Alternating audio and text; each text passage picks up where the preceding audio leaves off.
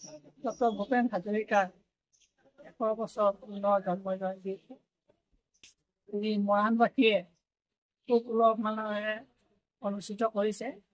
ঠিক সেইধৰণে আজি আমাৰ যুৱকসকলেও শিৱ মন্দিৰ প্ৰাংগণত খুব আতুম টোকাৰিকৈ এখন ধুনীয়া জন্ম জয়ন্তী অনুষ্ঠিত কৰিলে।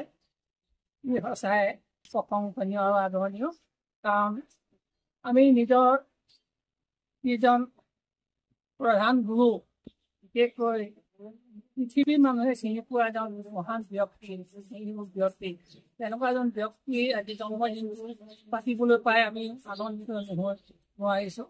কাৰণ তেখেতৰ বহুত আদৰ্শ আজি আমাৰ প্ৰজন্মৰ পৰা প্ৰজন্মলৈ যি ধৰণে কৈ আহিছে, মই আশা কৰিম নিশ্চয় আজি এই দিনটোৰ পৰাই তেখেতৰ বিষয়ে সমগ্ৰ পৃথিৱীয়ে বা অসমবাসীয়ে ডক্টৰ ভূপেন হাজৰিকাক আৰু আগুৱাই নিব আৰু নিজৰ কৰি যাব।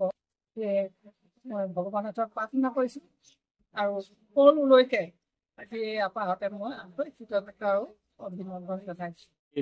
ইয়াৰ আমতো ভাৰতৰত্ন ডক্টৰ ভূপেন হাজৰিকাৰ দেৱৰ শতবাৰ্ষিকী জন্ম দিৱস, আৰু এই জন্ম দিৱস পৃথিৱীৰ বিভিন্ন ঠাইৰ লগতে ভাৰতৰ বিভিন্ন ঠাইৰ লগতে অসমৰ বিভিন্ন ঠাইত আজি তেখেতৰ জন্ম দিৱসটো উলহ মালহেৰে পালন কৰিছে।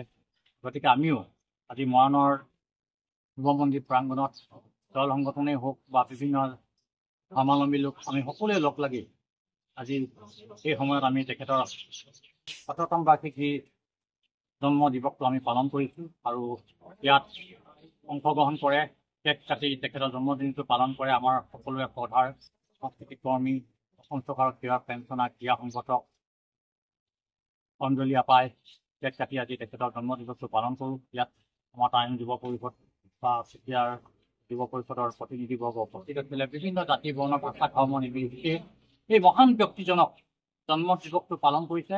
আৰু এটা আহ্বান থাকিব, যিগৰাকী মহান ব্যক্তিৰ আজি আমি ১০০তম বাৰ্ষিক জন্ম দিৱস পালন কৰিছোঁ, এনেকৈ পালন কৰিলেই নহ'ব। তেখেতে অসমীয়াৰ সংস্কৃতিলৈ দি যোৱা যিখিনি অৱদান, গানৰ মাজেৰে, সাহিত্যৰ মাজেৰে, কৰ্মৰাজিৰ মাজেৰে, সেইখিনি পৰৱৰ্তী সময়ত গৱেষণা হ'ব লাগে, যাতে উঠি অহা যুৱ প্ৰজন্মই তেখেতে দেখুৱাই দিয়া পথেৰে আৰু বহু লোক উপকৃত হ'ব পাৰে। এই আহ্বানটো আজি এই ১০০তম জন্ম দিৱসত অনুৰোধ থাকিব চৰকাৰখনলৈ, কি ধৰণে আচলতে কি পৰিকল্পনাৰে সেইখিনি আমি জীয়াই ৰাখিব পাৰোঁ।